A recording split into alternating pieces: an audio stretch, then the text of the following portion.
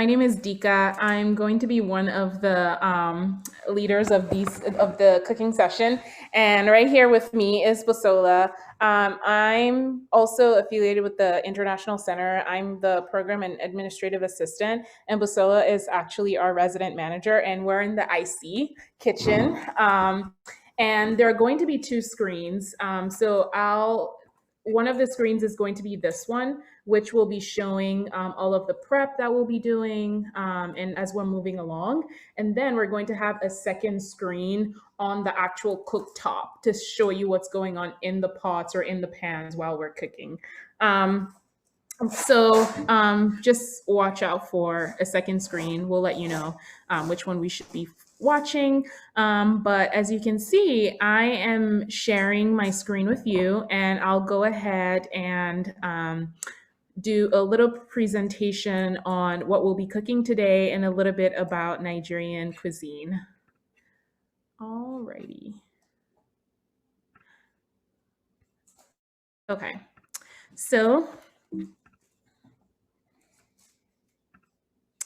all right. So typically, Nigerian, and today we're focusing on a lot of the foods that you would find when you go to a Nigerian party or a Nigerian event, like a birthday party, a funeral, wedding, any celebration of any sort.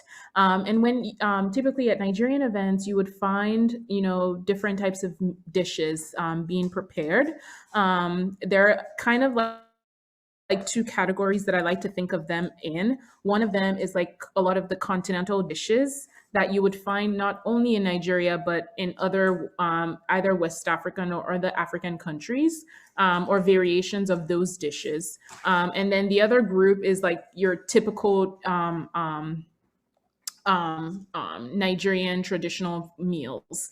And so some of the I'll talk about the continental staples first, and some of those staples include a lot of rice dishes. So I think we're very heavy in our diet. We're very heavy on the carbohydrate components of the meals, as opposed to the meats and the fishes and things like that in some other cultures. And so we have a lot of rice dishes. The major ones are jollof rice, which we'll be making today, fried rice, coconut rice, and native rice.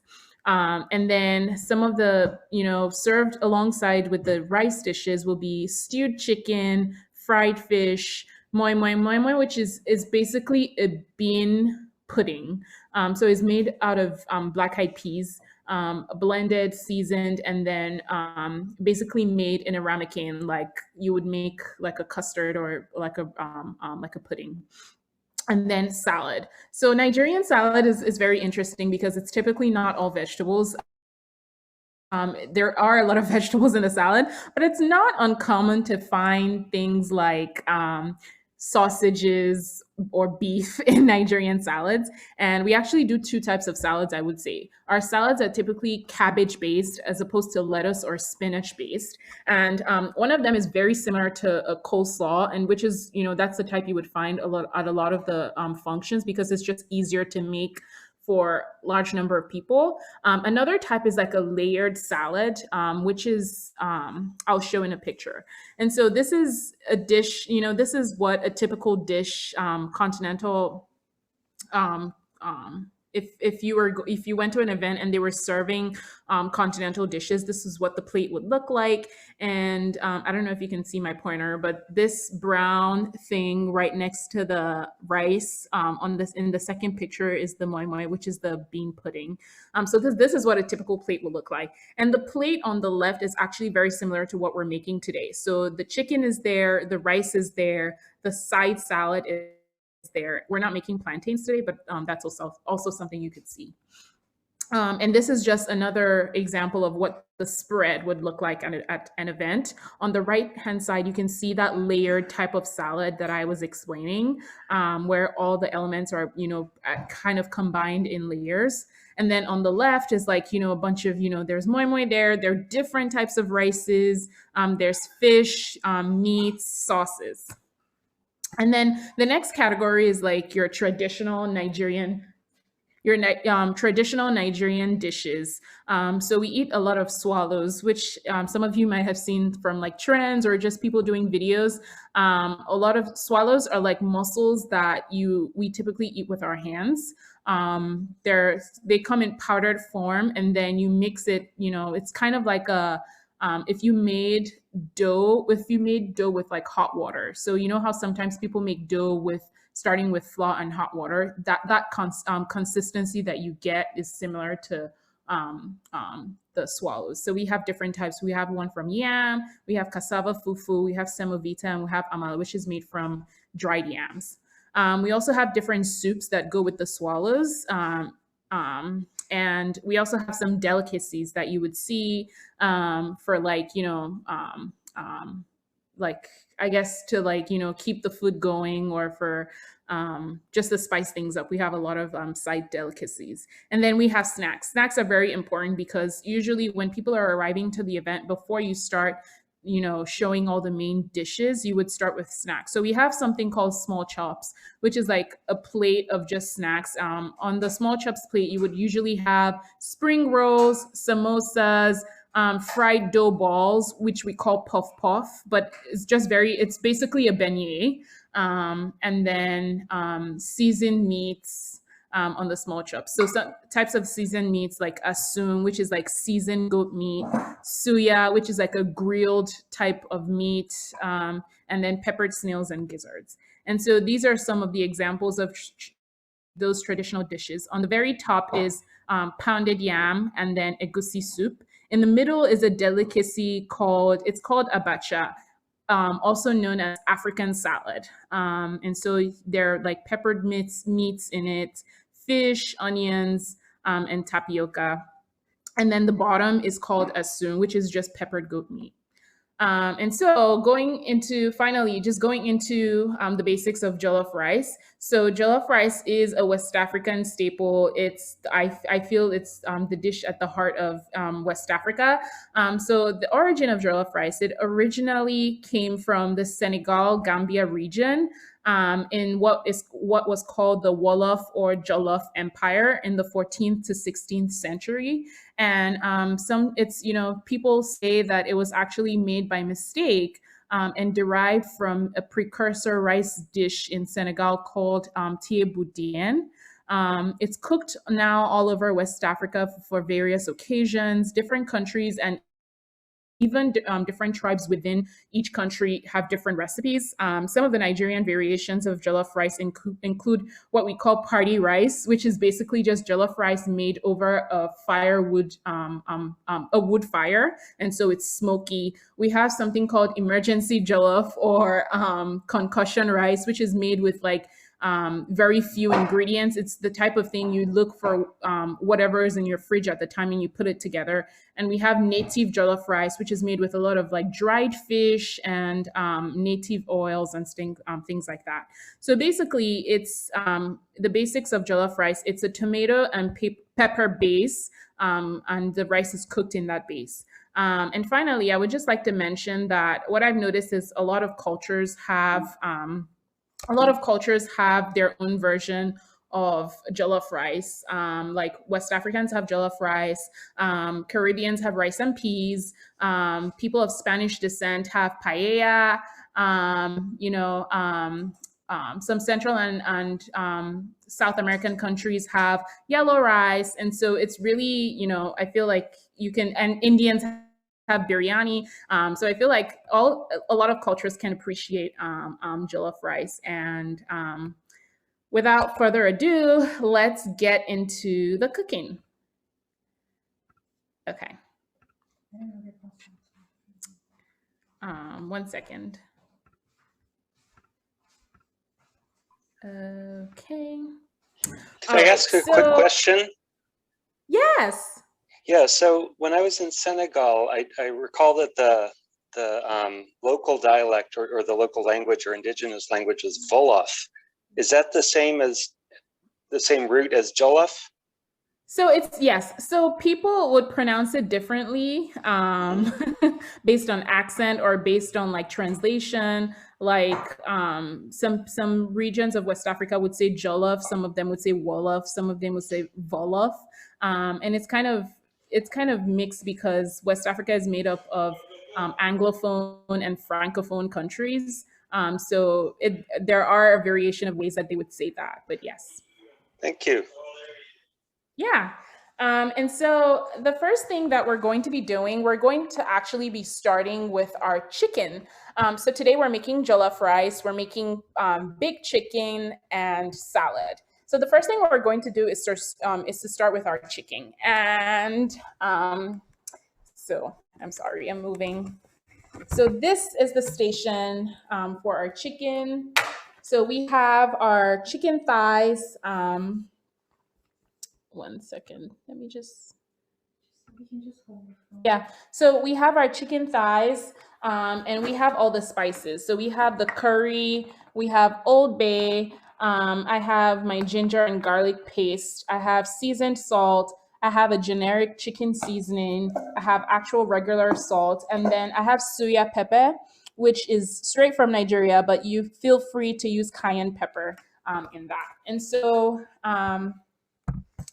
usually what I do, so I don't know about, oh, and also I don't think you guys have seen Busola. Hi, I'm This is Busola.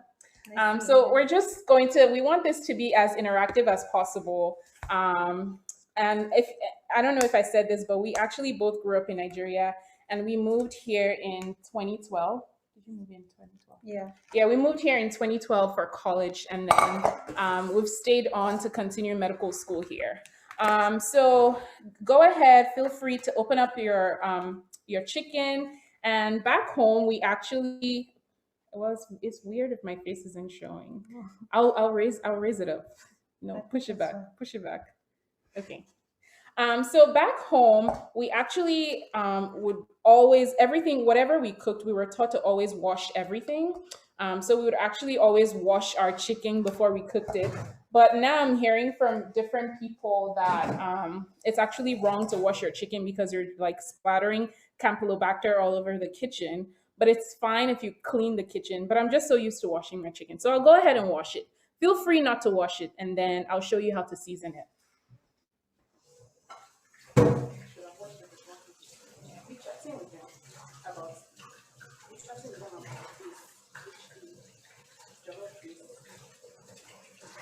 So while Dika is seasoning the chicken, so once she's done seasoning it and like letting it or washing it, she's going to season it, and then we'll get started with the jollof rice. Just to kind of show you what I have while she's doing that.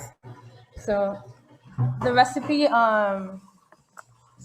called for like a blended pepper base. So I just wanted to make sure everyone is clear on what that is. So it's basically blended. I blended one red bell pepper, one tomato, and one habanero pepper with like a quarter of an onion. So blended all of that together, and then I got this. So it's just like a blended pepper base, exactly as it sounds. So this is what we're going to be using for the jollof rice, along with our tomato paste. So if you have any questions about that, feel free to like write it in the chats or unmute.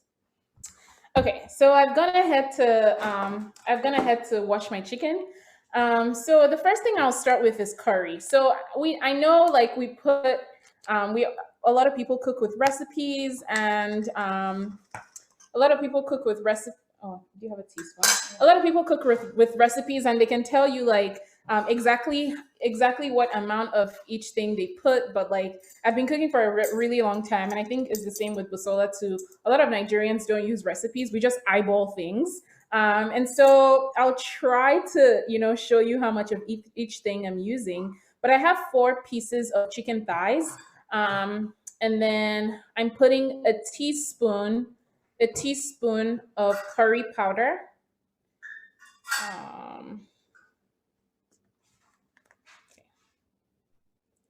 Okay. And then Old Bay seasoning. So I know a lot of people actually use Old Bay for seafood, but I like how Old Bay tastes when I use it for chicken. So again, a teaspoon of Old Bay seasoning. Is it possible to tilt Oh, yes. I'm so because sorry. I'm just seeing your head. Great. Yes. This is great. Thank you. Yes. So I put a teaspoon of Old Bay as well. That already went in. Next, we have our seasoning salt. So a teaspoon of seasoning salt. Actually, let's do 2 teaspoons of seasoning salt.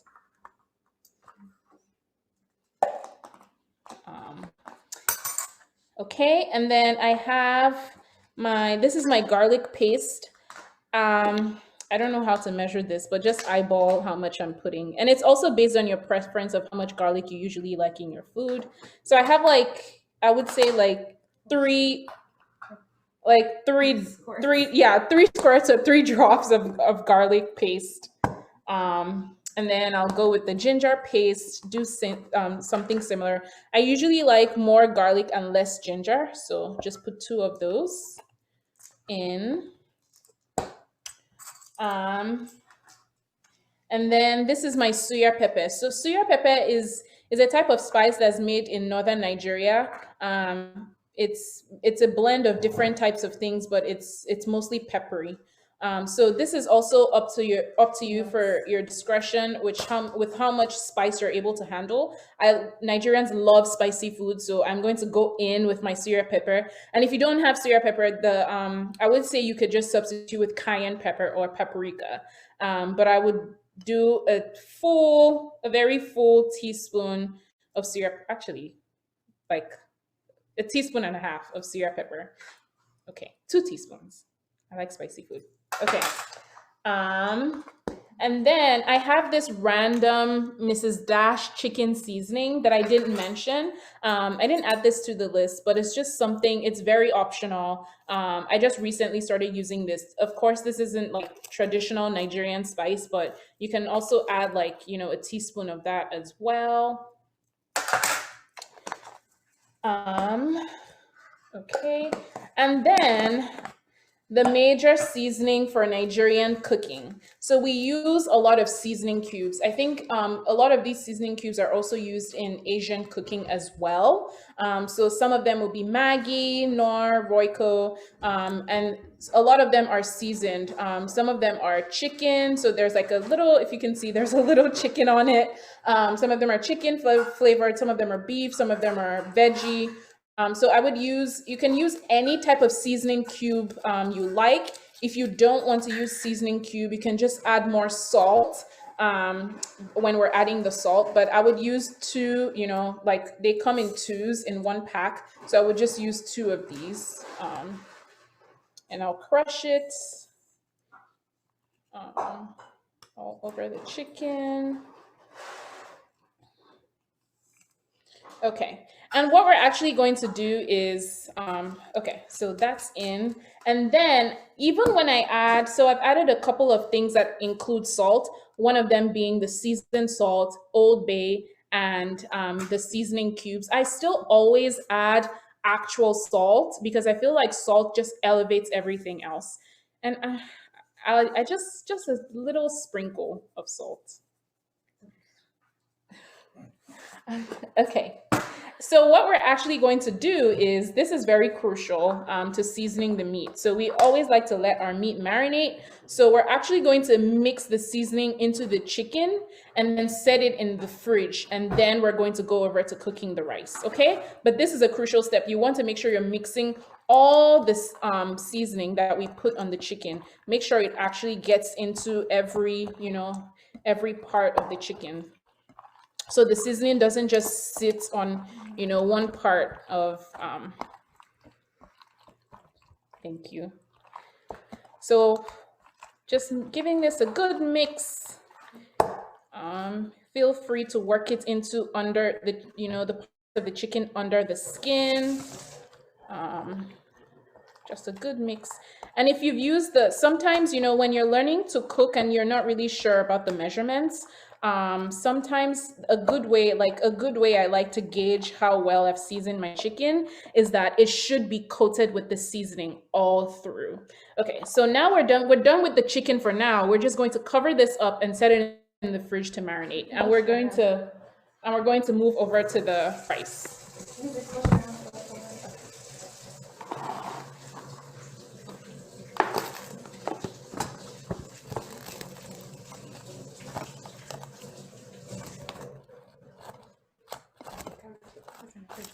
so this is going in the fridge, and then I'll leave you all with Busola to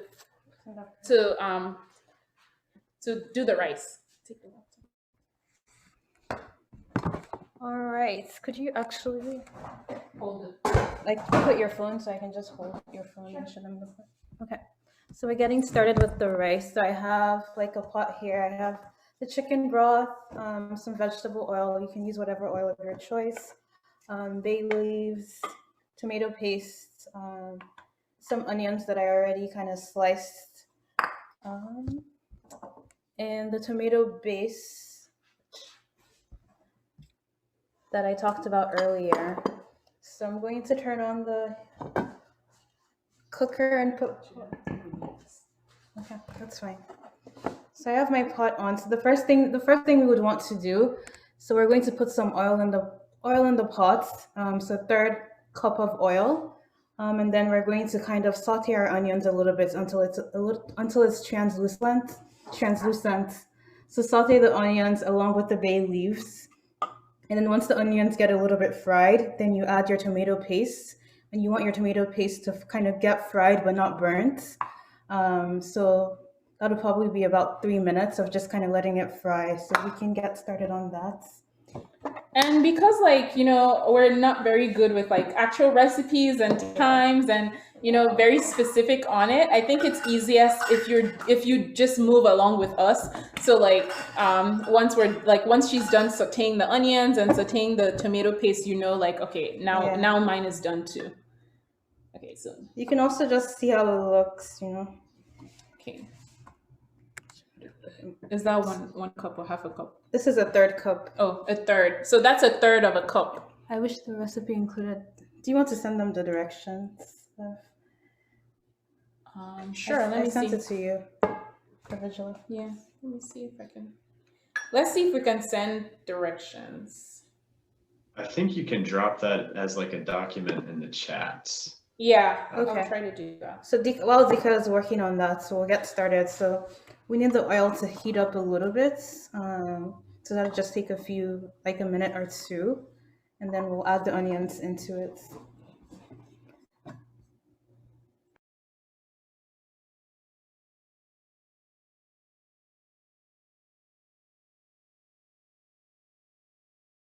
Google it though.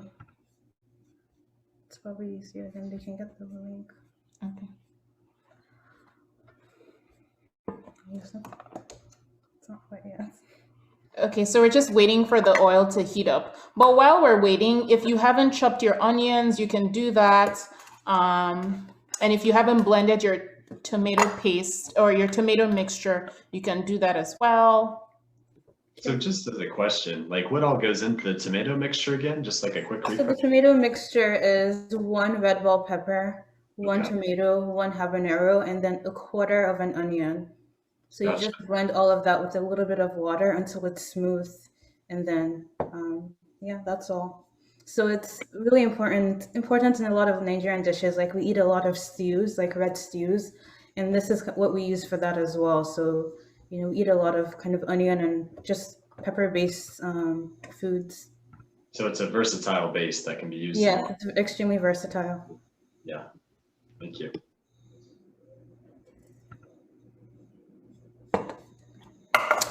Okay. So I'm going to go ahead. So we're using this recipe from, we're using this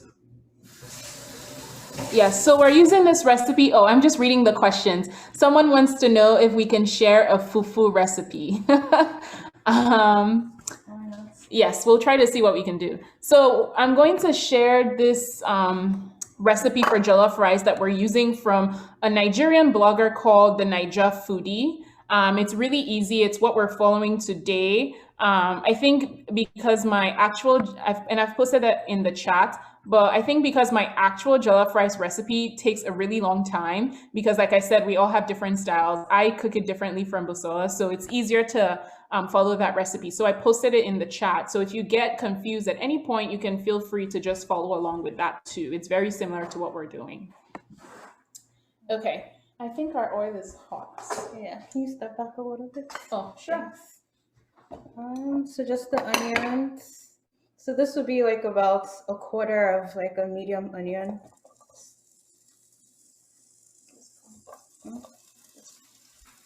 I'm not using everything, but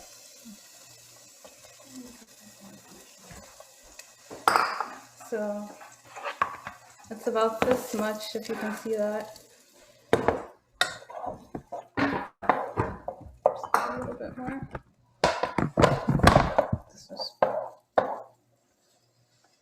It's still same size. Yeah. So we'll just let that saute a little bit.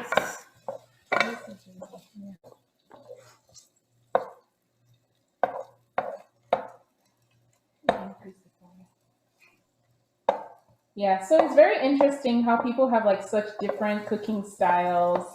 Like I was saying, like while we were, getting the kitchen ready, prepping for this session, I was like telling Busola how I cook my jollof rice. And don't forget to throw your bay leaves in there. So typically, like instead of putting my onions in the oil and like sauteing with bay leaves, I actually saute my tomato paste first. I don't know why, but that's what I do. I've heard, and I think like it's just based on what you hear when you're growing up. So I heard that if you saute your onions first, they're going to burn because like it takes the tomato paste longer to cook than the onions. So I just do, but I'm pretty sure it doesn't make any difference. But it's just people have such different styles for cooking. So we're just sauteing the onions. Is there anything we can be prepping while? Maybe the lettuce. Okay. Actually, Because that's about it. The cabbage, because it's going to take a long time when we put the tomato paste on. Okay, so we're just trying to give a rundown of what's going to be happening. So we're sauteing the onions just for a little bit, and then we'll go in with the paste, and then that's going to be cooking for a little while. And while our paste is cooking, we're going to start prepping our vegetables for the salad.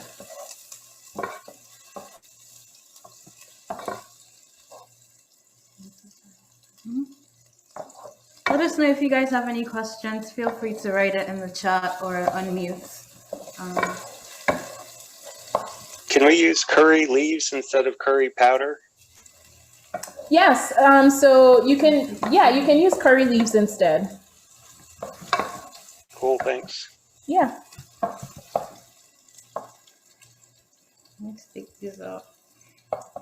Okay. So now you can feel free to take out your bay leaves. Oh, my bad. I'm sorry.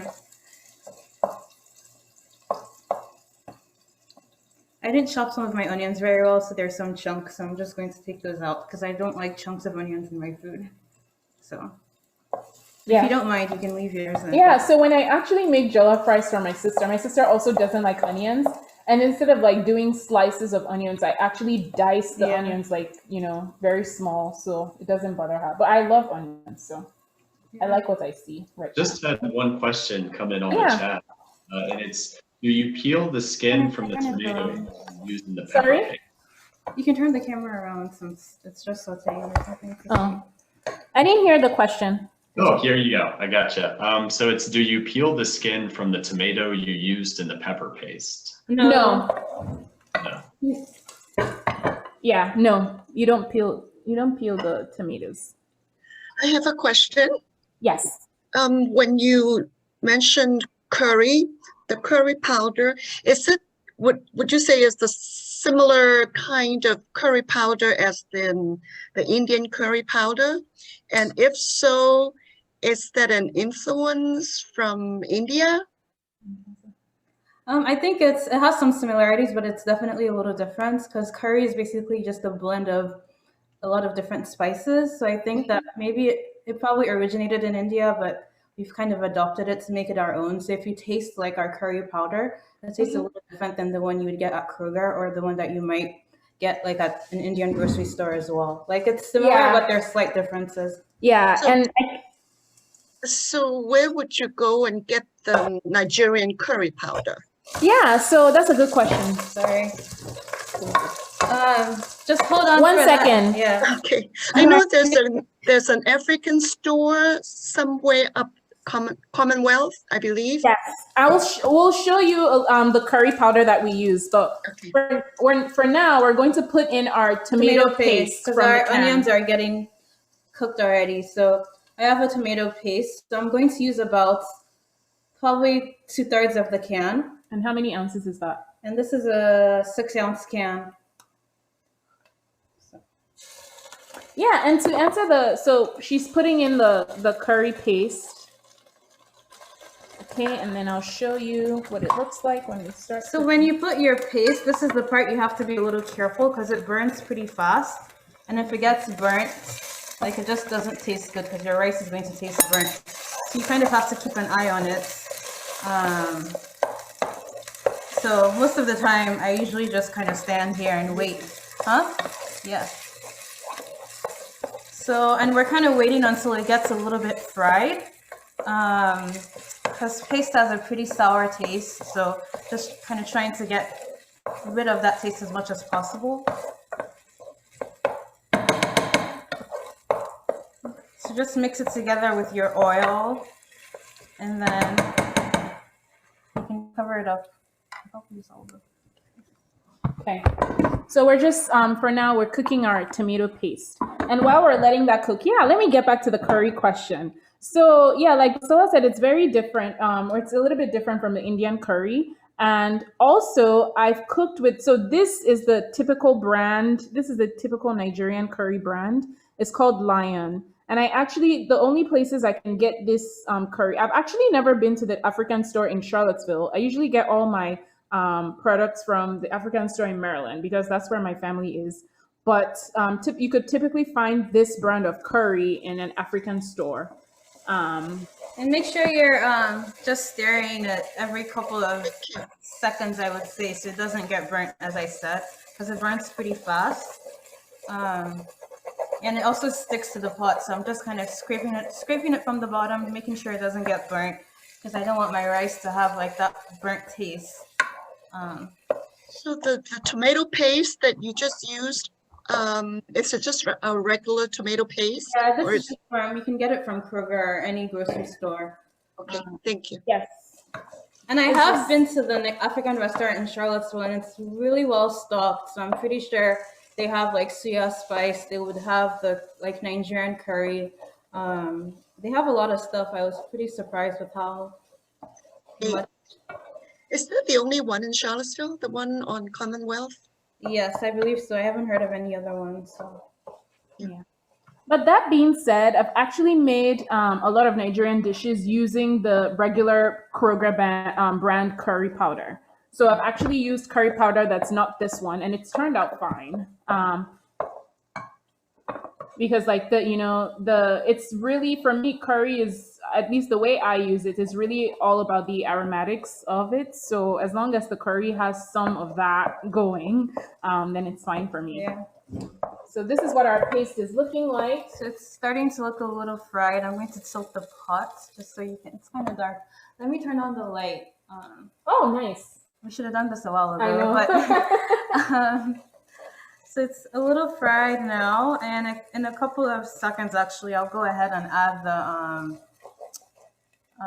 the pepper base. Yeah, the stuff we blended. So that's your 1 tomato, your habanero, and your quarter onion. So going in with our actual, I guess I don't. you don't want to use all? No. Okay. It's too much. So I'm trying to see how I'm going to measure how much I'm going to use because I usually just eyeball it. But let's start with. Yeah, this eyeballing is a problem. So this is a 1/2 cup. So we'll start with this first and see how it looks. Probably need a little bit more. So. Yeah, so this is another 1/2 cup. So in total, that would be 1 cup. So let me just mix it and see. I need more oil, actually. Yeah, that's what I thought. Huh? That's what I was thinking. Yeah. I'm going to add a little bit more of the pepper. So this is in total 1.5 cups. Yeah. And so we actually need a little bit more oil because you actually want to fry the pepper. Like you're not boiling the pepper, you want it to be fried. You want it to sizzle. So this is a 1/4 cup. So I'm going to start by adding a 1/4 cup of oil and just seeing how that looks first. So yeah, this is another thing, like, I think this was the hardest thing for me to learn when I was like learning how to cook, is that sometimes like when the amount you start off with is not what you need, and you have to like, be a little bit flexible as you go along. And just a little bit more. So I'm going to do half of the 1/4 cup. So that's 1/8. Yeah. Not this hard. So what's the total? So 1/4 plus 1/8 is. No, plus what you added before. We'll figure it out and we'll write it down. Okay. So actually see the proportion of tomato paste to oil, because we actually want that oil cooking the tomato. Let me see if I can tilt it a little bit more so you can see. It's kind of hard from it. Oh, Let me see if I can.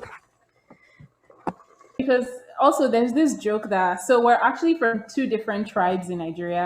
Busola is Yoruba and I'm Igbo. And like, we all always make fun of people from Busola's tribe because they use a lot of oil in their cooking. But now something I'm learning is that they actually started doing that because a lot of the excess oil that they will use to cook the food, they noticed that it helped it like keep longer. Yeah. So it's like, it was like a preservative measure for them too. So it's pretty interesting what you learn. But yeah, okay. So do you think we're good to go cabbage now? Sure. Yeah. Okay. All right. So the tomato paste is. I'll just tell them to make sure they're stirring it so it doesn't get burned. Okay. So the next thing we're going to do is, where's my salad stuff? Oh. I have no cabbage.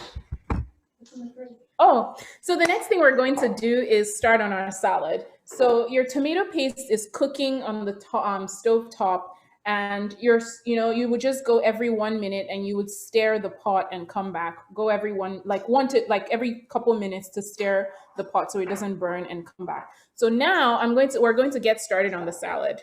Before we do that, any questions? What level of heat should we be using for the tomato? So this is on. The cooker goes up to 9, and this is on like 8, like between 8 and 9.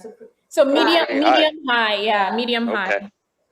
But honestly, I find that if I'm only dedicating my time to the paste, then I can do it on high. If I actually feel like I need to multitask, then I might do it on medium, just so it gives me a little bit more time and it doesn't burn as fast. Actually, let's hold off on the cabbage. Like, let's add Okay, the water okay. first. Yeah.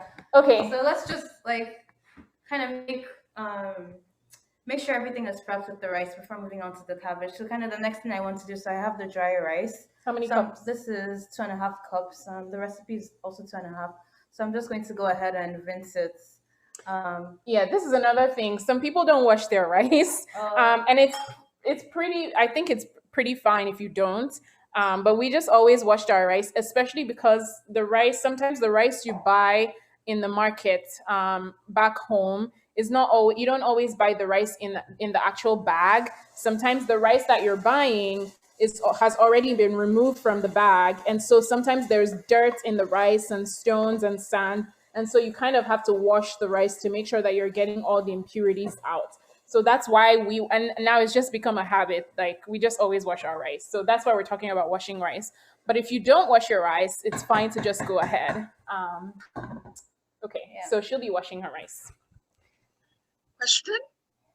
Yes. So rinsing. Rinsing. We just say washing. So Yeah. Okay. The rice that you're using right now, is just any regular basmati rice or any rice? Because I found out that when you cook paella, you need special kind of rice that's more absorbent. So any particular rice here or any rice? So that recipe actually says basmati rice, but in general, I like to make my jollof rice with parboiled long grain. I think you can actually use any type of long grain rice you want, but I just like parboiled because it cooks faster. I Okay. don't like. Okay.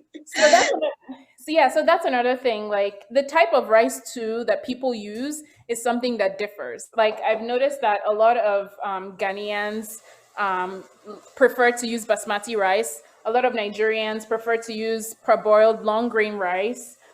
So it just depends on your preference and the type. I would say use the type of rice that you're most comfortable cooking, because the main thing is you don't want to overcook the rice or you don't want to make the rice too soft.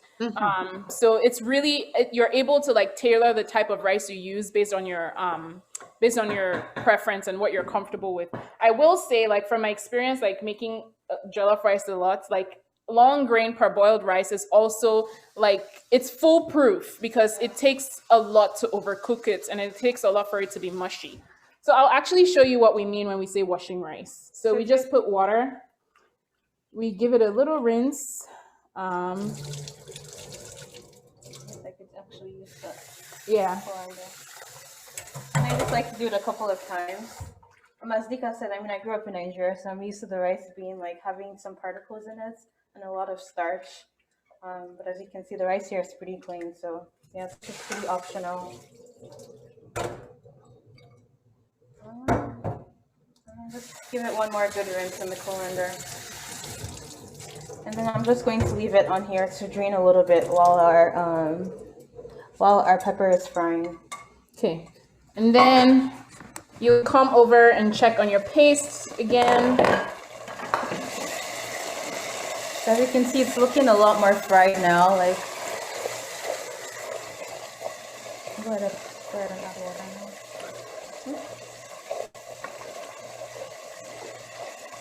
So I think, what were you going to say? No.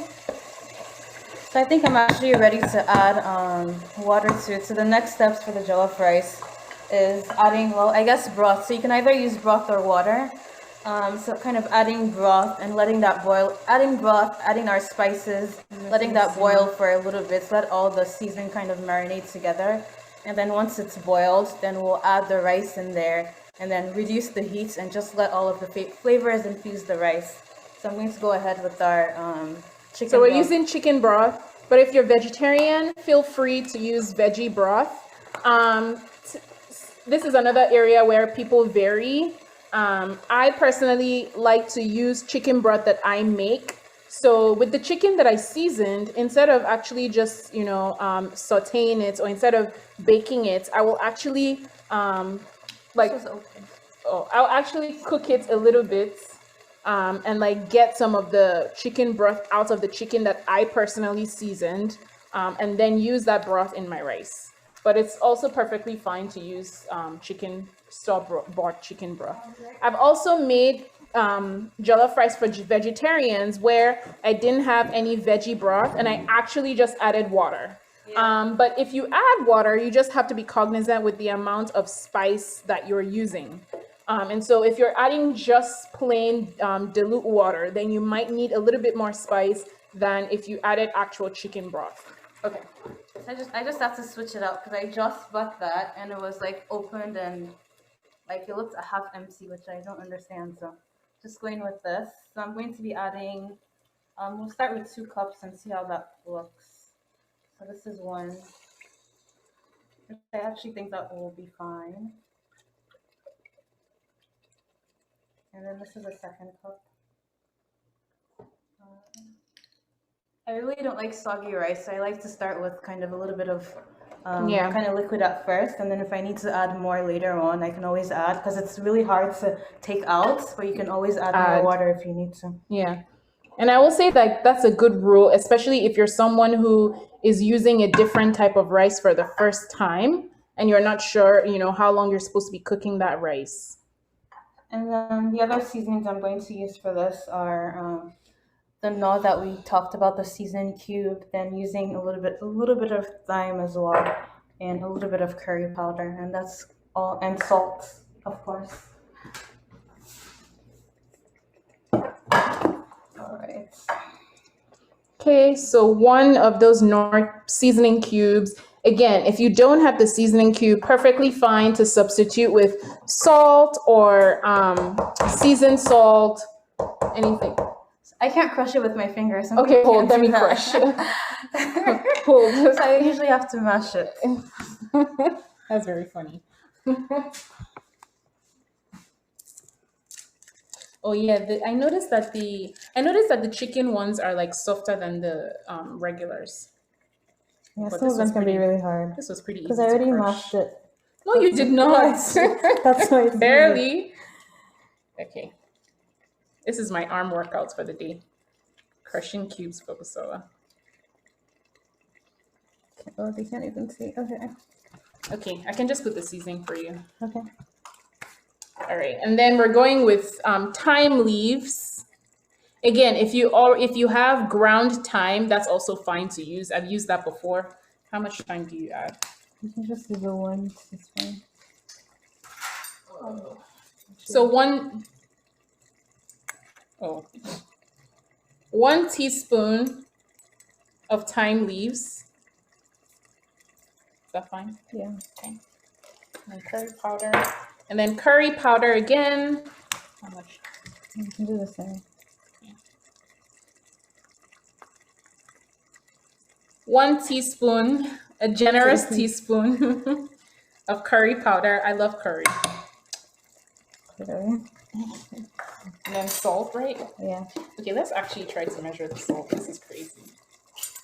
Well, keep I mean, eyeballing. salt is kind of to taste. So it depends on your taste, to be honest. Yeah. But you can start Well, with 1 teaspoon. Okay, And then so 1 teaspoon. you Tell can me. just taste it. You can stop. Okay, 1 teaspoon of salt is what we added. Yeah. But if you didn't use chicken or veggie broth, then you can add a little bit more salt.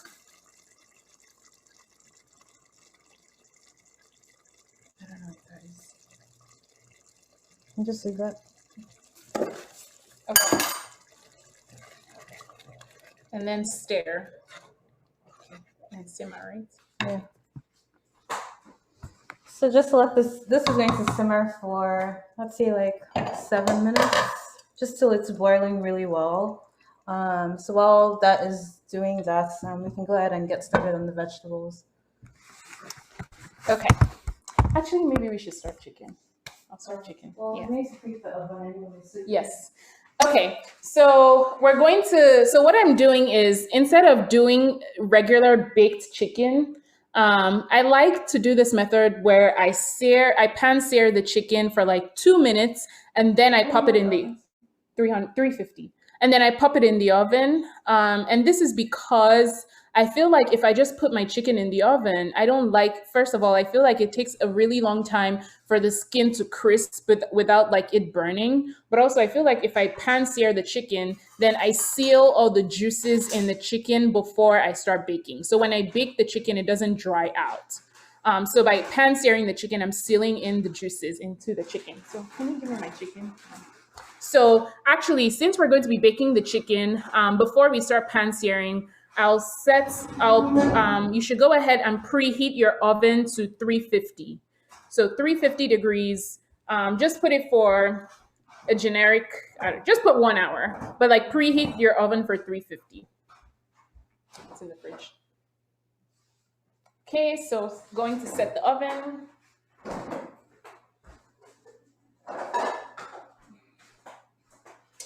Okay, and then once you have your oven, thank you. Once you have your oven,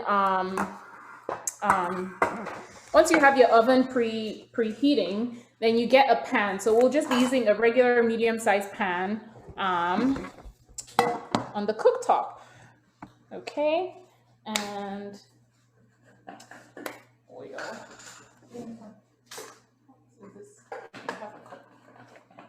All right.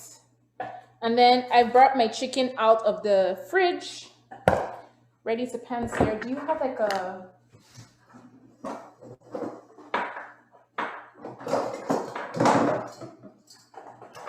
Okay. All right. And then we're going to be pan searing with very minimal amount of oil.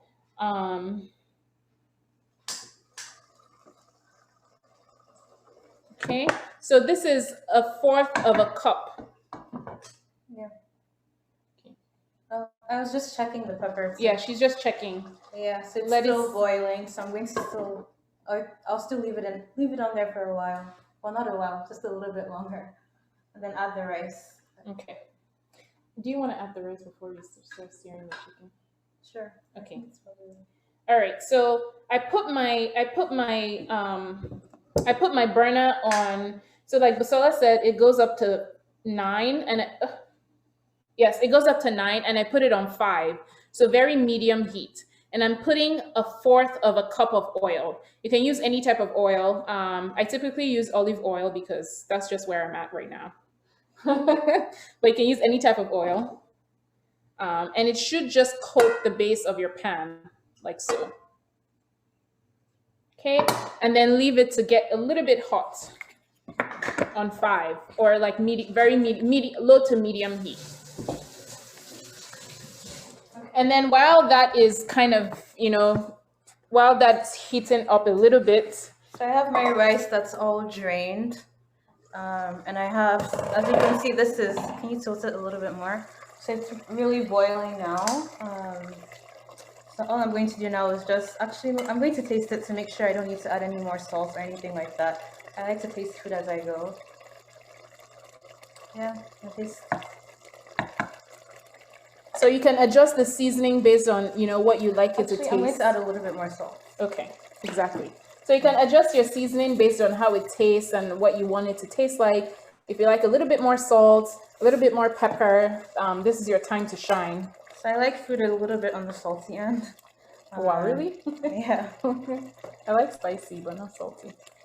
So I think that's good.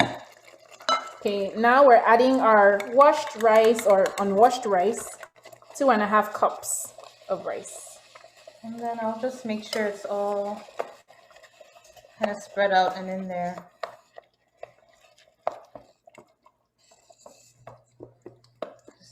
The rice is kind of clumping together from being in the colander. So, and that's it. So all we're going to do now is, I'm going to turn down the heat from, it was on 9, so I'm going to turn it down. I'm going to turn it down to like a 6. Actually turn it down to a 5. Yeah. Just to make sure it's on low heat and make sure kind of everything's infusing together, all the flavors are. And you just leave that. You don't want to stir it too much or do like too many things while it's cooking. But I'll check on it occasionally just to make sure I don't need to add any more water or add any more broths in there. Okay, so now our rice is cooking. So this is how the rice will basically cook in that tomato broth. So I have my oil going on the pan for chicken. And my oven, if you haven't preheated your oven to 350, go ahead and do that now. What do you? I want to check if my oil is hot. So a little trick I used to know when my oil is hot enough, I have like a little piece of onion and I just throw it in. And if it doesn't sizzle, then it's not ready. So it's not sizzling. So I'll let it get a little bit hot. So you can also, try like a sprinkle of salt, sprinkle of something to see if it sizzles. This is the red burner, right? Yeah. Okay. It takes a little bit. So waiting for it to get hot. So from this point on, we have our rice cooking. We're going to pan sear our chicken and then put it in the oven. And then we're going to get down to our vegetables. If you bought chopped cabbage and carrots, then you don't have a lot of work to do. We actually have chopped carrots, but not chopped cabbage. So I'll actually show you all how I wash my cabbage and do a quick chop. But the salad should be pretty easy once we get it going. So everything is on the top, rice is going, and then we're waiting for our oil. Wait, are you sure I have the right Maybe setting? just make it high till it gets hot, and then you can always turn it down. Okay. So it's going to take forever. Yeah. Okay. This is also what happens when you're cooking in an unfamiliar kitchen and you're not used to like how the burner works. Sure. Okay, so while we have a little bit of time, if anyone has questions. I'm I'm curious to know how many people are actually cooking along. Yeah, how many people are if you're actually cooking along, feel free to unmute and say I, say Or type in hi. the comments. Hi.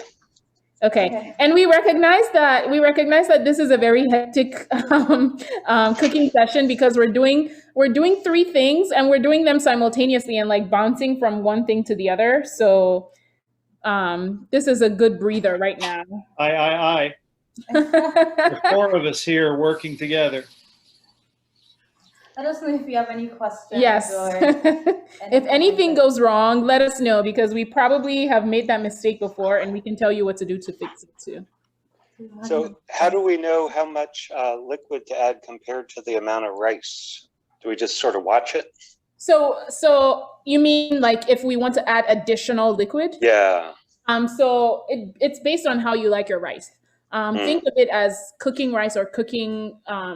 So if you like your rice a little bit more al dente, then you can. What I do sometimes, if I feel like I've cooked the liquid is dried out, and I feel like my rice is just a little bit, it's almost there. I actually take it off the heat. I actually turn off the burner and close the pot and use like a foil wrap over it and let the steam cook the rice. That's an alternative. Or you can just add in increments of half a cup of liquid. And then make sure you're cooking it on low heat. So that way it's actually cooking the rice and not burning. Okay, so based on my test, my little speck of onion, which I can't find anymore, is bubbling. So I think our oil is ready. So we're going to start with the chicken. You want to come over to this side and help me hold? Okay. So when I pan sear my chicken, I like to go skin down first to really crisp the chicken. And what's going on here? To really crisp the chicken and okay, there we go. Okay, so I have 4 pieces of chicken. A nice sizzle.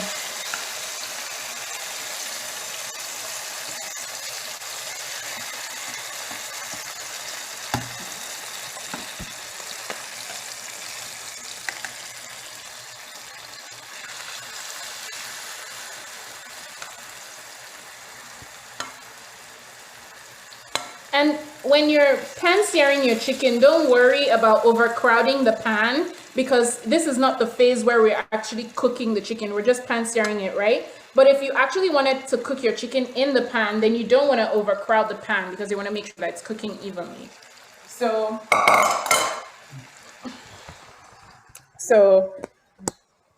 I have my chicken going in the pan and I'll just leave it for maybe 2 minutes. And for hygiene purposes, because we don't want cross-contamination, I'm going to wash this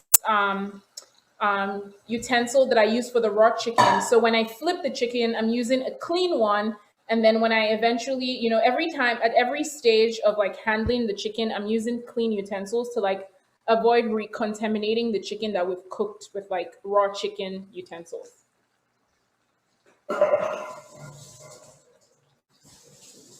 And I'm just going to check on the rice and see. So this is kind of how it looks now. As you can see, I don't really need to add any liquid right now because kind of there's still a little bit of liquid on the top. So I'm just going to leave it to keep cooking. Hopefully you could see that.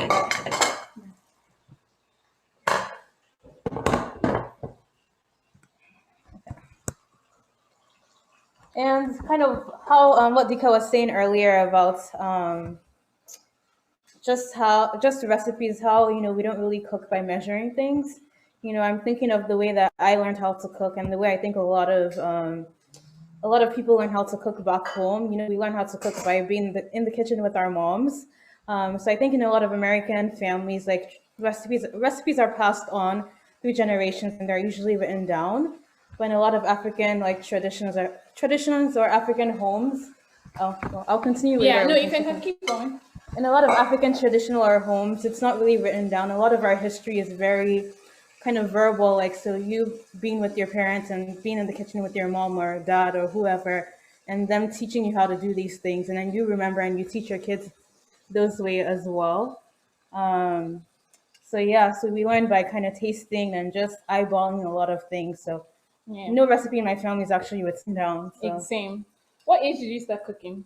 Huh? What age did you start cooking? I remember having to be in the kitchen with my mom when I was like 10. Well, I was going to say like 8 or something. I mean, like I was that. in the kitchen, but I was like reluctantly in the kitchen. Like you first start, yeah, very reluctantly.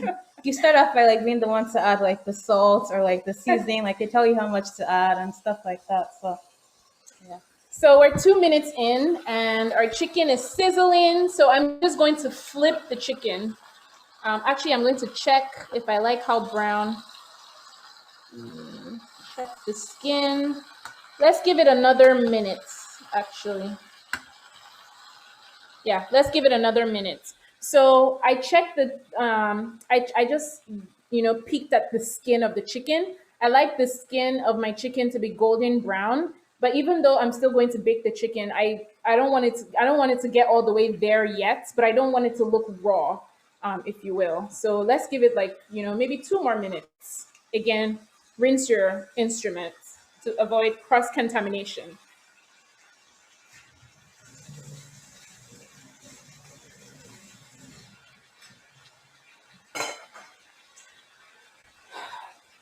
So yeah, I remember, like we were saying, I think I remember actually really, really cooking from the age of 10. And back home in elementary school, Sorry.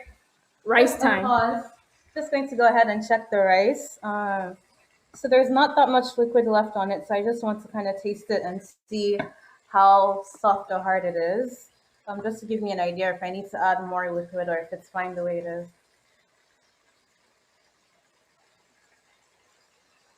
So if the rice is, still very raw, then you might want to add a little bit more. So it's still pretty hard, so I'm going to add a little bit more.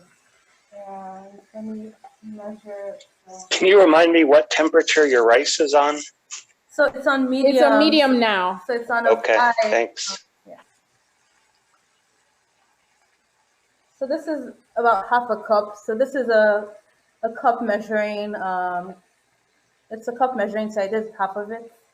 So I'm just going to pour that in, and then, like, I'm not like stirring. Can you? Yeah, you shouldn't stir to So the I'm not base. like stirring it around like vigorously. I'm just kind of gently making sure the liquid is all Distributed. over. Yeah, distributed equally. Because you don't want to disturb the rice too much. Okay. Now, I'm getting some really good smells from the chicken, some really good aroma. So I'm going to flip my chicken. If you can raise the thing so they can see the skin. So we have some browning on the skin right here. Hold on. I'm going to turn off that light. Okay. Oh, the light is already on. Okay. So we turned off So the we light have so you can see. some browning on the chicken, and I flipped it, and I'll cook the other side for about 2 minutes as well, and then we'll pop it in the oven. Okay. So go ahead and flip your chicken, and then we'll be popping it in the oven, and after that we'll be getting ready on our vegetables. Oh yeah, I was saying how in elementary school in Nigeria, I don't know if your elementary school did this, but back home in elementary school, we actually had our home economics class was a combination of cooking, tailoring, and something else that I don't remember. But the cooking was really heavy. Like I made jollof rice when I was in primary 4, which is I'd say grade 4. I guess. grade 4. I made the jollof rice for the first time. Grade 6, I was making Nigerian soups. You would make it with your classmates. And sometimes we'll have like events where the parents would come to school and buy the food that you made. So my mom would buy my rice. And it was really fun for me. I really enjoyed that. So that was when I really started to like actually enjoy, being in the kitchen versus just like being told to go to the kitchen to help out. But yeah. So I feel really good about since the major thing for me when I pan-seared my chicken was the skin, and I feel really good about the skin. So I'm just going to pop this in the oven. If you have an older oven, sometimes people get nervous with actually putting oil in their oven. So you can feel free to like strain the oil, the excess oil in the pan, and then just put the chicken in the oven. So that way, when it gets hot, like the oil isn't, going all over the oven and like making the oven messy. Or you can transfer it onto a pan as well. So I guess I'll just transfer to a pan. Yeah. Again, clean instrument. I just turn the light off. Okay, thank you. Okay. And when I bake the chicken, I want to bake it skin up, because I don't want the skin to stick to the foil pan base.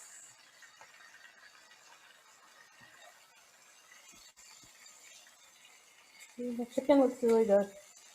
Juicy, right? Yeah. Yeah. Well seasoned. This is my trick for juicy chicken.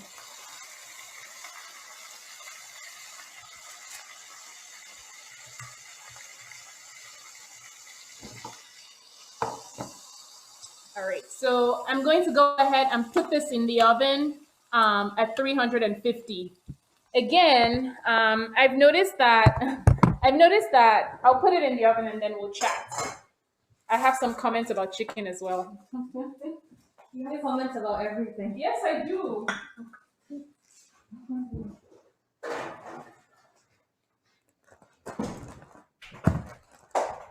If you all can't tell, I'm very chatty.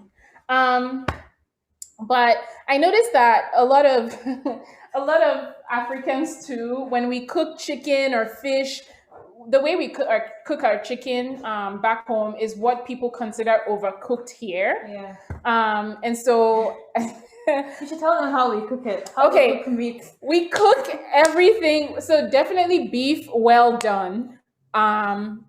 So we wouldn't really make like a steak. We would usually chop beef like a little bit like smaller pieces, like how you would make a beef stew. And then it would be cooked all the way through. Chicken definitely has to be no pink. We don't like pink. So to give you an example of how we cook beef, if we're making like a beef stew, so kind of using that stew base that I showed you earlier, the red stew base. So you would first take your beef, you would boil your beef, like season your beef, so boil it. After you boil it, you could fry it, and you're boiling it for a while. So we boil our beef for a really long time. And after you're done boiling it, you fry it in oil, so you deep fry it. And after you're done deep frying it, then you take that same beef and put it in your stew base, and then let it boil with the stew so all the flavors can simmer together. So that's 3 different cooking methods for beef, which is definitely not done here at all. Yeah.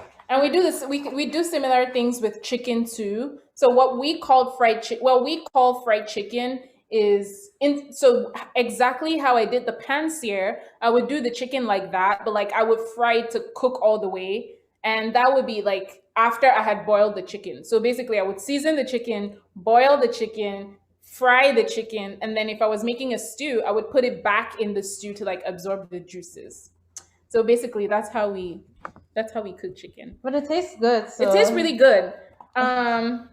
But I think because we put it back in the juice, it never tastes dry because we actually let it absorb some of the juices again. Plus, our chicken is a different variety. It's actually hard chicken. Like it's not the chicken you get here. Yeah, it's not as tender.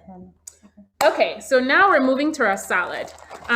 Instead of we're not making the typical layered salad that I showed you a slideshow of. This salad is very similar to coleslaw. So what we have is cabbage, carrots, green peas, corn, kidney beans, cucumber, and actual pasta. So it's like a combo coleslaw and macaroni salad. So what we can go ahead is get a little pot, because we need the pasta to be cold when we put it in the salad. So what we're going to do is get a little pot, and we're going to boil our pasta al dente. And so you can actually use any type of pasta shape of pasta. I think what we actually use in Nigeria is fusilli. But today I'm using elbow because Kroger wasn't working with me. So I'll just use elbow, and you can feel free to freestyle as well. You can also use, if you don't want, feel free to use veggie based. You're cutting my whole face. Feel free to use veggie based pasta, or what's the other type? Like organic pasta, any type of pasta that you like, gluten-free pasta. Yes. So that works too. Where's my? It's over there, the little pot. Oh, there we go. While she's doing that, I'm actually just going to turn down the heat more. So I said it was on a 5. I'm actually just going to turn down the heat on the jollof to like a 3, since it's getting close to being done.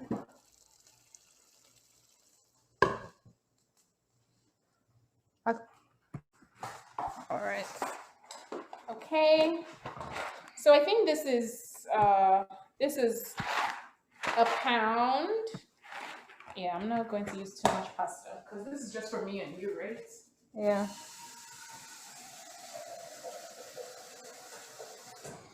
Also, another weird thing about me, this is very personal too. When I make my pasta, I don't salt the water when I make my pasta because I eat my pasta with sauce, and I always salt my sauce. So this pasta is going to be plain. So just water, a drop of oil if you like, to make sure it doesn't stick together, and then no seasoning at all. So I put water in the pot, and the water measurement doesn't matter because it's pasta and we're going to strain it anyway. And literally just a drop.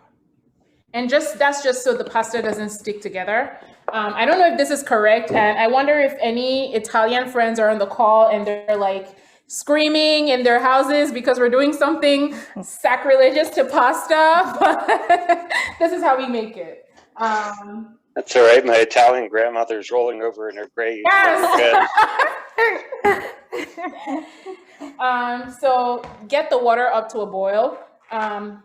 Another thing is, I think people get confused when they see like how many minutes pasta is supposed to take to cook, and it takes them longer. But I think people don't wait for the water to boil before they start counting. So I think that's the correct thing, right? Yeah. So I'll let the water boil first and then pour the pasta in boiling water. That way I'm able to time it better. So the pasta is going. So if you already have... Pour the pasta boils faster. So the person cooking, how's your food going? Like your rice and everything? Since we're not cooking together, hope everything is going well. Everything smells delicious. Okay, nice. Good. That's what we like to hear. So people eat with their nose and then their eyes and their taste buds. So I think you're on the right track. So if you already had chopped cabbage, then this is perfectly fine. You're in luck. If you don't have chopped cabbage, I have a small to medium cabbage. I'm going to show you how I wash the cabbage. So we're very anal as well about how well we wash our vegetables. Again, because the vegetables are usually sandy and, straight from the farm. Straight from the farm, exactly. Farm to table. And so I wash my cabbage with salt water. So I put it in a bowl. If I can find the salt. Oh, I put it back. Oh. Or the other one. Okay, so I put my cabbage in a bowl. I get very generous with my salt. I just go for it. And I try to open some of the leaves. And then, follow me. Okay.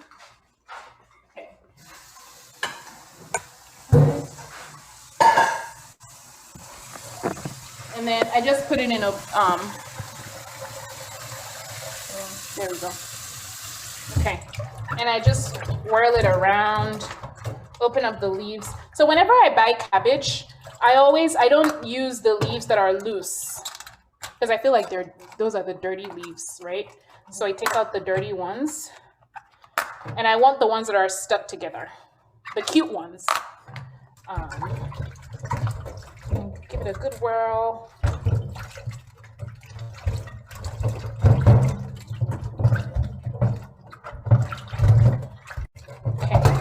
And I pour the salt water out, and then now I use just water, no salt the second time. Rinse, rinse, rinse, rinse, rinse, rinse. Okay, and then I'll chop this into quarters, and then I'll rinse again with salt water and then with water. Okay.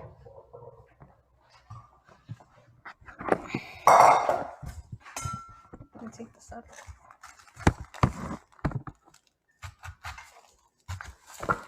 Yeah, I'm also very.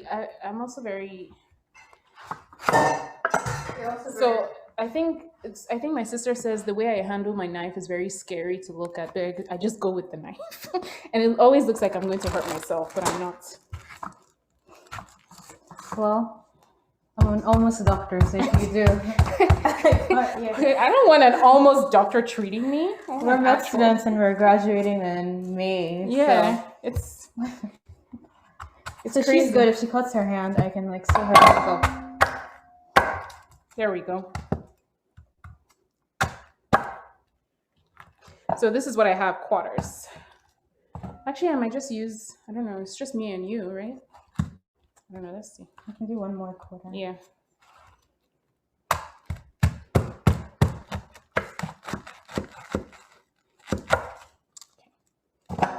I'll actually keep this quarter. Okay, again with the salt.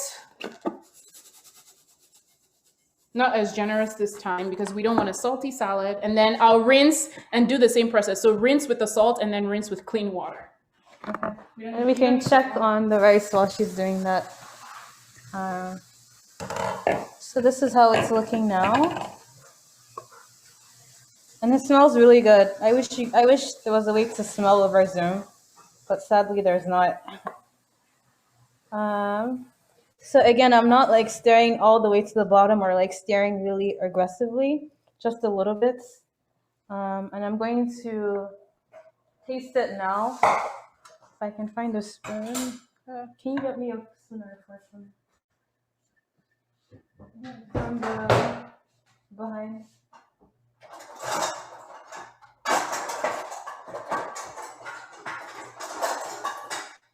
Here you go. Oh, it looks really good. And this is like the color you want. You don't want like one that's too light, but It looks really good. so it tastes good. It's still a little bit harder than I would like. Do you want to use steam or water? I'll use just a little bit more water. Okay, I'm not tasting water. I really don't like soggy rice. That's why I'm being very careful with how much water I put in. So another half a cup. No, this is not even up to half a cup. This is like Oh, a quarter of a cup. probably less than a quarter, actually. Maybe like an eighth of a cup. It was very, very little water that I put in. So I'll go ahead and cover it. And I'll actually probably take foil and cover the top now so the steam can do a lot of the work. So she's going to cut out the piece of foil and then put it right under the cover of the pot, like so. That's fine. I don't touch the stove. Oh, And that's it. And then and then on very low heat. So now we're down to one. So we went from 5. 8 frying the tomato base, to 5 simmering the sauce, to 3 cooking the rice, and then now to 1 to really slow things down. Okay, now that we washed our cabbage, we're going to go with our pasta. So the water, still not boiled. Yeah, it was on fire. I think it's going to boil now. Never mind. Okay, if your pasta water is boiled based on your stove top, then you can go ahead and throw in your pasta. Mine is still taking a little while, so I'll show you all how I cut my cabbage. You can tilt it, right? I'm going to start cleaning up. Yeah, you can see. Okay, so I get rid of the stem portion of the cabbage. And I thinly slice my cabbage, so.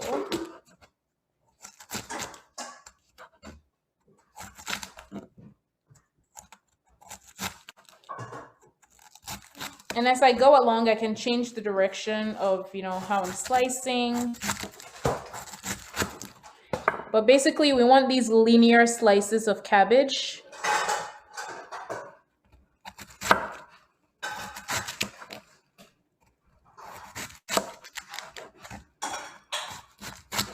So usually, we make a lot of cabbage-based salads as opposed to lettuce and spinach.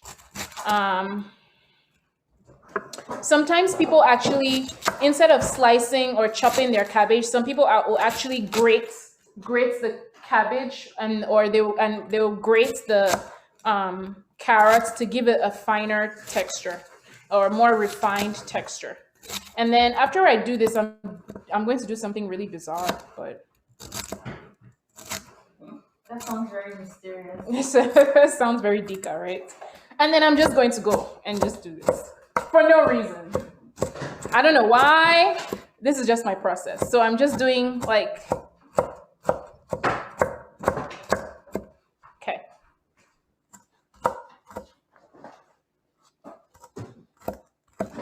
Can I have do you have another bowl? Such, okay. And this is what it looks like chopped.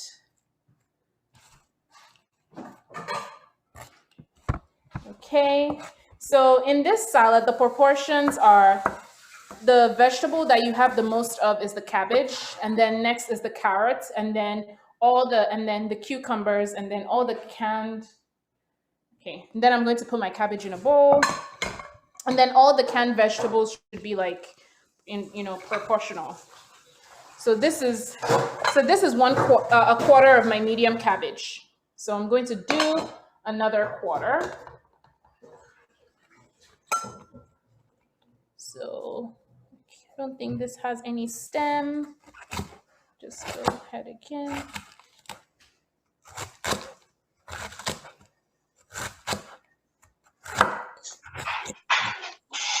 If I shared my video, would you be able to advise on my rice to see if I have enough liquid? Of course, we want to see. Okay. I gotta flip it. Busola, do you want to come take a look? I wish we could make it larger, but it looks like there's a lot of. It looks like there's you liquid still there. you still have water going. How does it taste? Like, does it taste really hard? Like, really soft? I think you have enough liquid. I don't think you need to add any more. Okay, it's still hard, so I think it just needs to cook more. Yes, Yeah. but you got the right color. Yeah. It looks good. Oh, good. I almost All smell right. it from here. Yeah, thank you. It looks really good. Okay.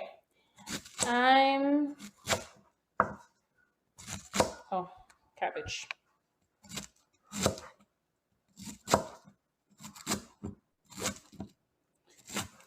And this is just me throwing caution to the wind, just almost chopping my fingers, because that's what I do. And then I go.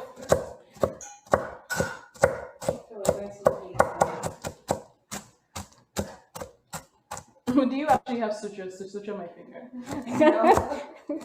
I'm using a needle and a thread. Wow. And someone is gonna let you be a doctor soon. I'm just making jokes about Busola's medical expertise. Okay, and so now I have half cabbage, half of a medium cabbage. And I think this is pretty fine for just me and Busola. Okay, do you want to help me hold? Yeah. Thanks. Okay, so now my pasta water is boiling. So I'll just let me just measure. You can use a new. Where's that one from? So I'll use, so I actually like a lot more pasta in my salad. So I'll do a cup and a half of, actually, a cup is fine. Because pasta rises, right? Pasta swells, okay. All right, let's not get carried away. A cup of elbow pasta is fine. Let Dika not get carried away. Yeah, let Dika not get carried away. I typically like more pasta in my salad because I just love carbs. And if I can get my carbs in my salad and people don't judge me that way, then I do it. But one cup of pasta is fine. And I just do like I separate the pasta so it doesn't stick together. And time's on the clock for 8 minutes. So now you can time for 8 minutes. I think this is enough cabbage. Yeah, So this is what we have. So our pasta is going. This is what we have for the cabbage. So now we're going to start. Yeah, you might have to hold. I don't know. So now we're going to start building our salad.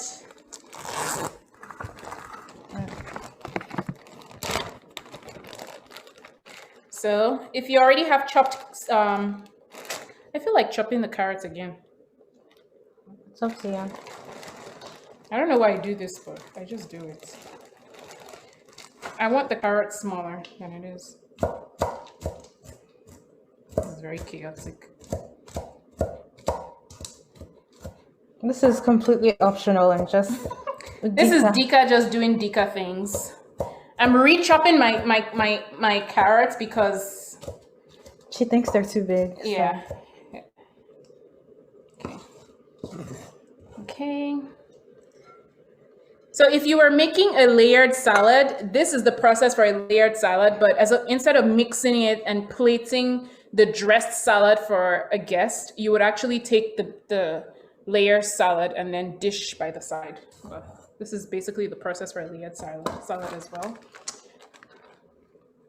What? I'm trying to get my 8 minutes. Oh, you should have Right. set a timer on the phone. That's fine. My 8 minutes is actually eyeballing. So, and feel free to just go ahead and toss your carrots.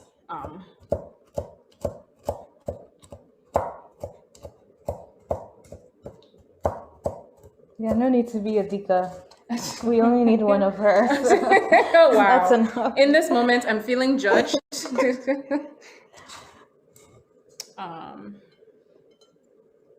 Okay, so this is what I have. So I have one layer. Do you want more carrots? Or is That's this fine. Okay. And this is really up to you. You can put as much carrot or as little carrot as you like. Okay, so I have one layer of cabbage, one layer of carrots, and then we're going to go ahead and start. Check on your pasta, give it a stir, make sure it's not sticking together. Looks fine. I know, this is just my process. So now we're going to move to the cucumber. So I do the same process, show my face. Thank you. I do the same process with my cucumbers. It's a vegetable. I wash it with salt. Any vegetable that I'm not going to cook, I always wash with salt. So people do it differently. Some people just chop their cucumber and put it in the salad. Some people peel the cucumber and then put it in the salad. What do you do? I don't like skin. You don't. So I usually peel. So we're going to be peeling our cucumber because we have a diva called Busola in the building. But you can I feel like if you leave the skin on, then you're getting more fiber in your diet. But it's up to you. So if you know you're going to be peeling the skin, then there's no need to go crazy with the salt. That's fine. I usually just pick the cucumber out anyway. So don't waste your time. Okay. She picks out the cucumbers actually. So we're going to be washing the salt and then we'll dice with the skin on. You don't need to show them the salt. You can show them maybe the rice. So we're going to check on our rice now. So just taking off the cover and the foil. Wow, looks really good. Yeah, I'll probably add in the onions now. So I'm just going to taste it to see how the texture or how hard it is.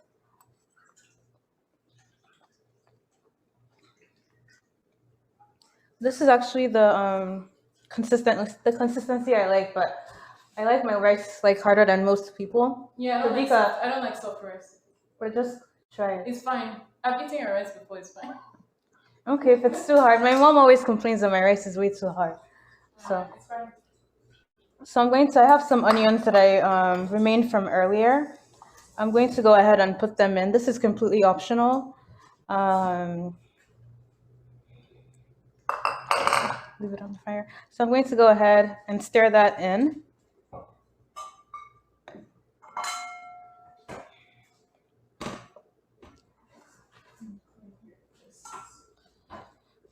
And then I'll put the foil back and just let the onions just cook for a little bit more, so they're not so raw.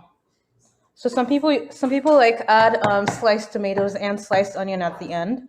In a lot of Nigerian parties, that's what they do. They add tomatoes as well as onions, but it's really up to you. Oh, it's big leaves. I was like, what? Yeah, it's spilled. Okay. I'm trying to open it. Oh, you push. Oh. All right.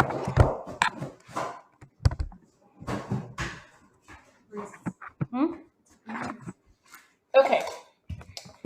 So let's check our pasta. Let me close the door. It hasn't been 8 minutes, but just eyeballing it. Also, feel free to, I can show you what my chicken is looking like. Let's go over to the chicken in the oven. Where's the lights? Oven lights. Do you see it? Okay, it's not working with me. But this is our chicken. Looks pretty good. Yeah. Okay, leave it, let it keep going, and then let's keep doing our salad. We're almost done, y'all. Yeah, rice is pretty much almost ready. Just the onions. The chicken's almost ready, and then just the salad. Yes. So with my cucumber, I'll go down the middle.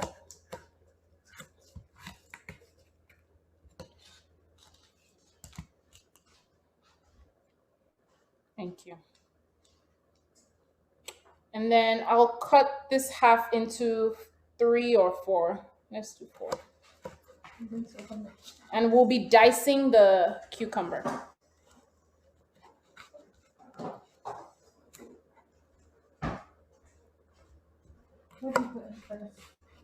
Oh, it doesn't actually. Kidney beans, green peas, corn. It does matter.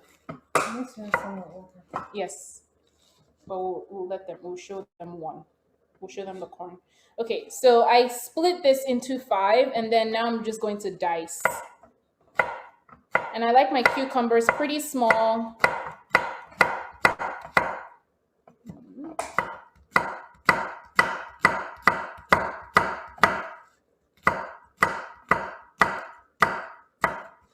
Okay, so we have our diced cucumbers and another layer.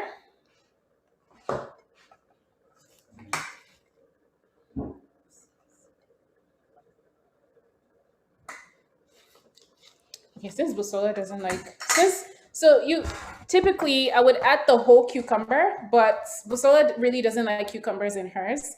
So I'll just use half. Feel free to use just half, depending on the proportions you like in your salad. This is what it looks like over top. And then I think now is a good time to take our pasta off the stove. I don't like the pasta to be, when I'm doing pasta in salad, I don't like it too soft. I like it to have a bite. I need a strainer.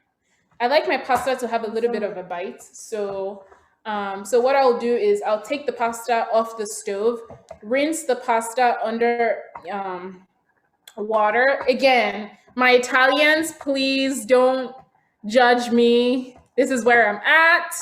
I like to rinse off the excess starch on the pasta, but also because I'm not throwing this in a sauce, I hope it doesn't matter. But I'll rinse the pasta and then put it in the fridge to actually cool it down before we put it in the salad. So yeah, that's what I'll do now. Nice, thank you. You can show them the rice or whatever you want to show while I do this. This one. There's a clean one.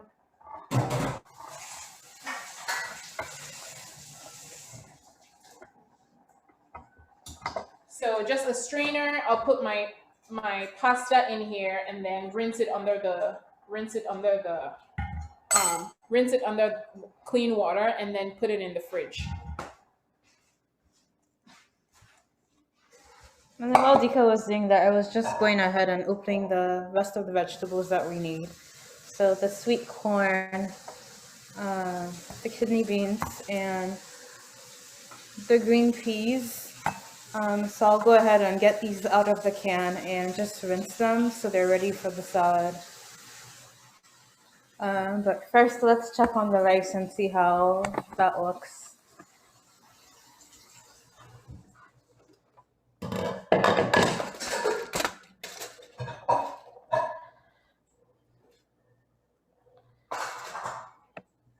So as you can see, it's pretty much done.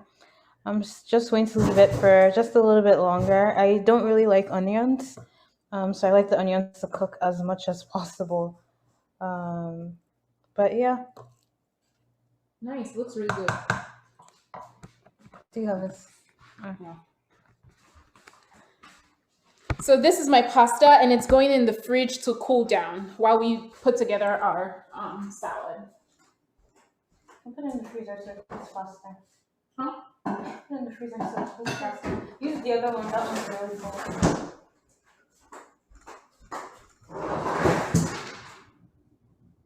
Where do I put it? Okay, so now I'll be rinsing all the canned vegetables, the peas, the corn, and the kidney beans. I'll just do a quick rinse. I'll do a quick rinse under clean water.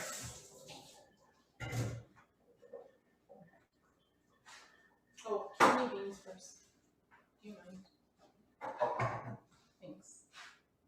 So I'll go with the kidney beans first because that's just how I like to layer them. But there's no rule. You can just rinse the kidney beans first and arrange them, and I'll rinse the rest. So you let's into them.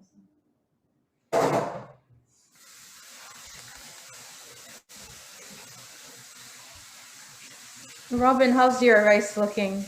And Aniko?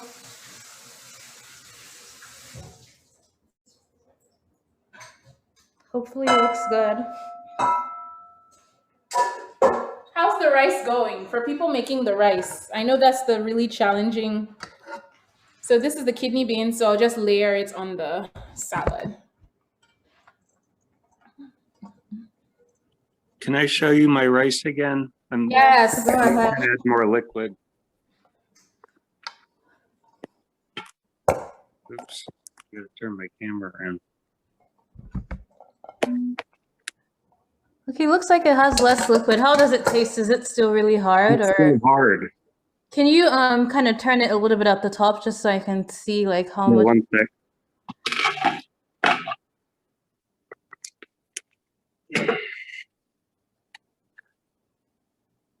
There's not that much. So if you think it's still really, really hard, then I will go ahead and add more. Just add more liquid. You can start with half a cup and then let that cook for a while and then check in on it later. You're welcome. Okay. Now I did Aniko said my rice is still a little hard, but I'm using light brown rice. Okay. Oh yeah, brown rice definitely takes longer. way longer. Yes. Keep adding water for brown rice. Okay, so I put the kidney beans on top, and then we're going to go ahead and do the same thing with the peas and the corn. And I'll go ahead and check on the chicken. Busola is being very kind and helping me rinse those vegetables. So I'll go and show you the chicken again. And I think I'll actually pull out the chicken at this point.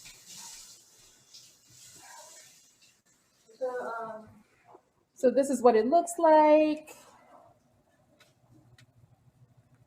So I'll go ahead and take it out. Some people like to use a temp probe to like poke the chicken to make sure it's cooked in the middle. Some people use like barbecue tongs to like press on the chicken to see, you know, by the texture to see if it's cooked. I personally eyeball it because I've just been cooking for a long time and that's what I do. But I can assure you, if you pan-seared your chicken and you've left it in the oven at 350 for this for this amount of time, then your chicken is cooked. And that's it for chicken. Okay. And this is what it looks like. So we have some browning on the skin, but not burnt. So we're just letting the chicken cool so the juices stay inside when you slice into it. Oh, I wanted peas before corn. Okay, it doesn't matter, it doesn't matter. Okay, so we have our corn. Corn is by far my favorite salad vegetable. So I'm usually most generous with my corn. So you can go over top. And I try as much, oh, okay. That was very uneven distribution, but do you like corn? Yeah. Okay.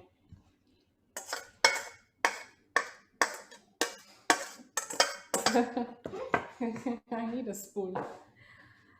I can just have the rice spatula, it doesn't matter.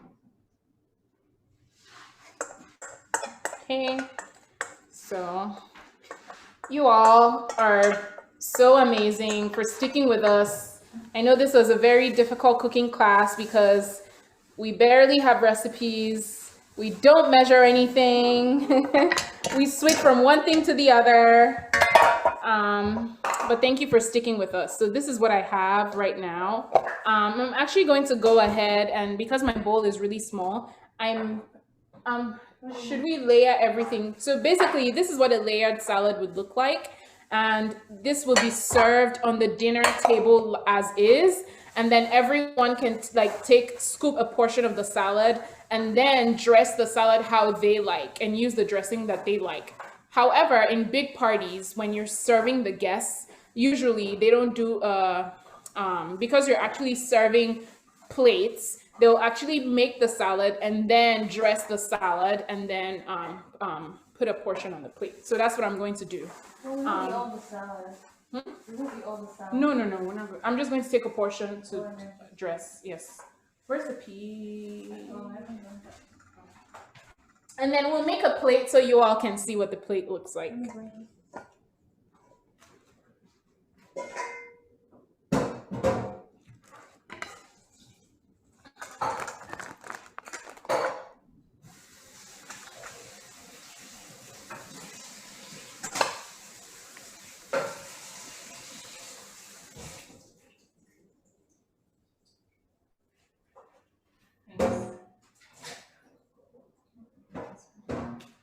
Okay, finally, peas. Just going to layer my peas. I actually don't like peas, but Busola likes peas, so that's what we're doing. Making me sound so difficult. Because you're difficult. We don't like cucumbers and we put cucumbers in there. That's true. We're two very picky people when it comes to food, so this has been an adventure. She likes peas. She doesn't like cucumber. I like cucumber. She doesn't. I don't like peas. But okay. And where's our dressing? It's still in the fridge. What size bowl do you need for the salad? I can actually use this because I need to toss it. But I don't know what to do with these kidney beans. Okay. The other way. This is really bad. We're starving children. Okay. So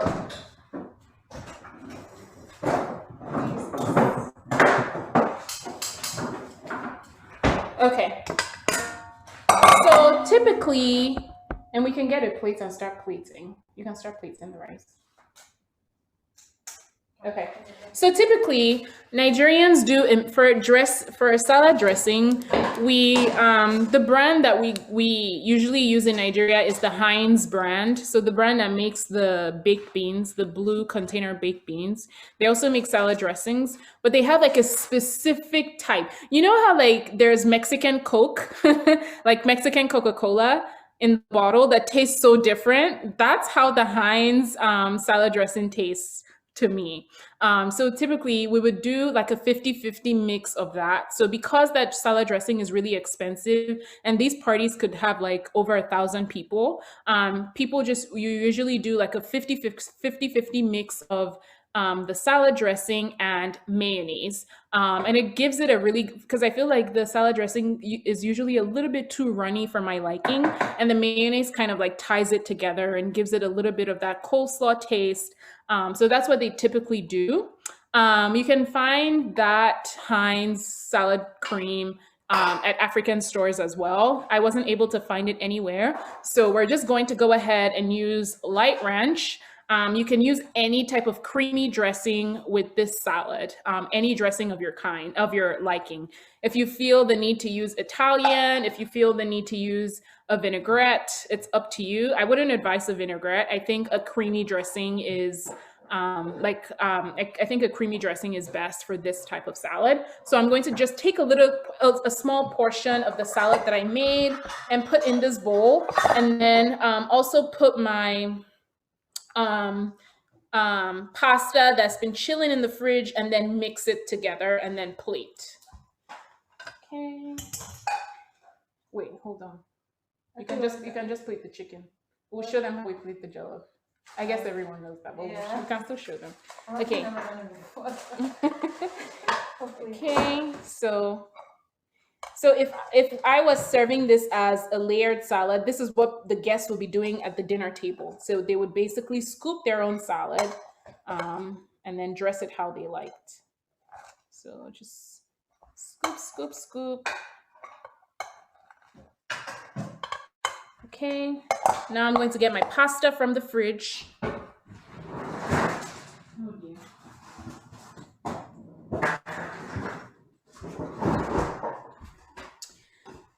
I'm usually generous with my pasta. It's up to you how much you like.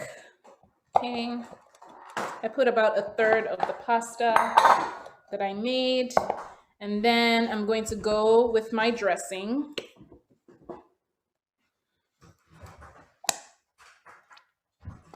So I do a little, and then I toss.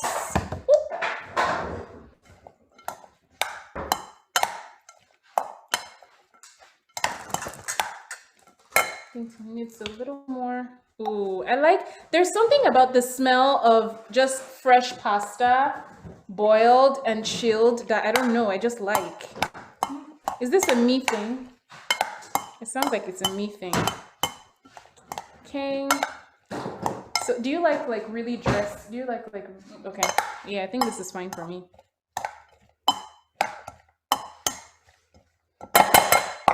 Okay, so this is what I'll bring it to the light. This is what the final dressed salad looks like. So this is it. You can put more cream if you like. We don't like too much cream. And so now we'll just plate everything. We'll show you what we're plating. So right here we have our salad. Right here we have our right here we have our rested chicken. And Busola is going to do a very nice plating of the jollof rice. No, it doesn't matter, it's fine. You can clean it after your plate. So she's chefing it up with the way she's plating the jollof rice. She's been watching some food channel, and she's showing us her skills. That's so nice. Oh wow, why do you have only one plate? As opposed to two people. Well, we're just showing them. We only need to show them Okay. one. I can't eat until I clean the kitchen, actually. Okay. So I probably won't eat now. Okay. So you put your rice in a bowl. I hope this works for us. Exactly. Nice. Well, I'm ready to be a chef, guys. If med school doesn't work out. Being a doctor doesn't work out. I actually almost started a catering business in college. Almost, but I didn't. And here, we talked about it. Oh yeah, here. I almost started it too here. If there are any Nigerians on the call or any West Africans or anyone who's interested in Nigerian food and you think I should do a catering stuff, let me know. Oh yeah, that's true. You're leaving in 2 months. So this is the rice and the chicken, and then gonna put some side salad.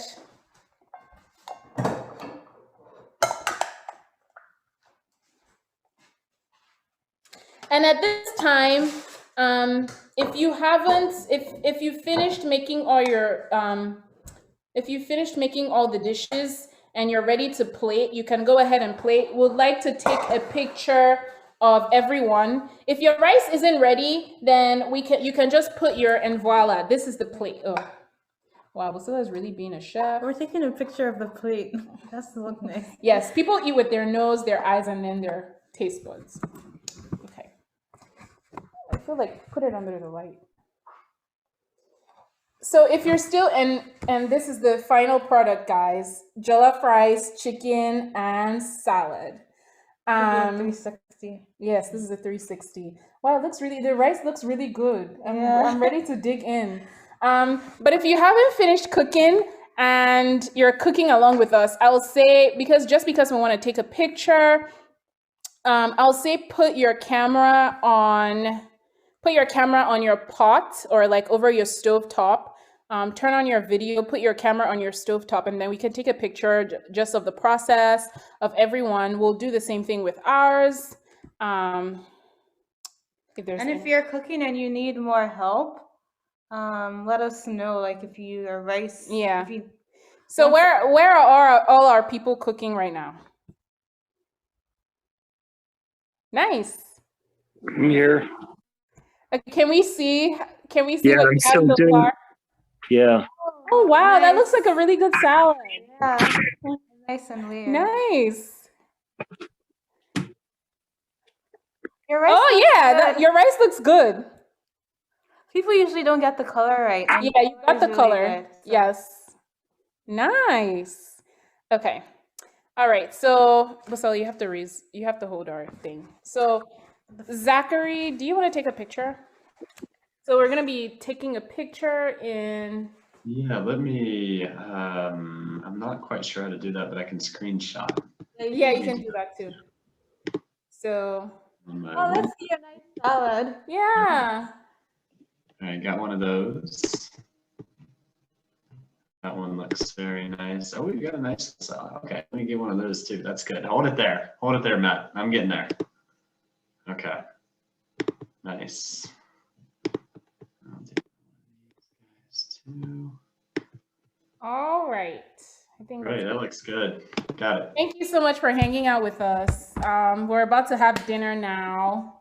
And this was really fun to teach you all. If you have, so we'll try to like, send pictures and like tips. And if you have like, if you were cooking along with us or you make the recipe later on and you have any questions or you run into any trouble or problems, feel free to, like shoot us like a question. We've probably made all those mistakes already and we know how to like fix it for you or what you can do to like remedy your recipe. But it's really fun and it was nice to hang out with you all today. Yes, and usually like a lot of like BuzzFeed videos and stuff have like started making like jollof rice, like teaching people how to make it, and they usually do it wrong. Yes. So you guys like officially know how to make it, so you can like correct people and like teach everyone else how to do it the right way. So thank you so much. Thank you so much for joining. Bye. Thank you.